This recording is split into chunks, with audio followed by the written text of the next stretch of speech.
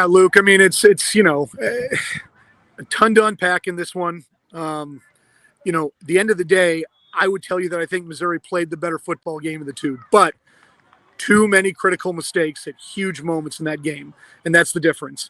Um, you know, you see Bo Perbula go down, and I think every Missouri fan's heart sunk at that point, right? We're in a bad spot at this point in time. The goal, the stated goal of playing in the playoff, seemingly kind of drifting away at that point in time. And you know what? I mean, like, if we're gonna have some silver lining to this thing, I mean, the team seemed to rally around the fact that they were going to have an 18-year-old in there playing quarterback in Matt Zollers. And the defense played a really good game, save a couple of plays. And to be real honest with you, I'm looking at this thing and saying, I don't know that Zollers didn't play better than Perbula in that game. And, again, you say before the season, you're going to lose your top two quarterbacks by week 8. That has to adjust the expectation, but hostile environment. Matt Zollers went out there and played a really nice game and kept his team in it. I know that Kirby Moore has drawn the ire of our friend Vic here for the last couple weeks on play calling.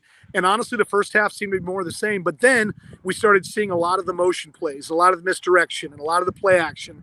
And it seemed to, there seemed to be a lot more there. So hopefully this is a building block for this team, in terms of what they're going to do offensively.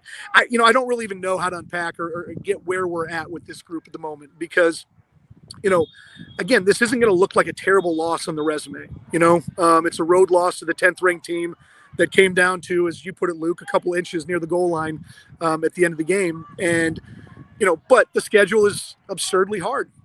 You still got Texas A&M in a few weeks. You've got, Oklahoma on the road. I mean, there's tough games still ahead. And by all accounts, again, nobody's officially, I haven't heard anything official on Perbula, but, when you see a cart in an air cast, that usually is not a great sign. So,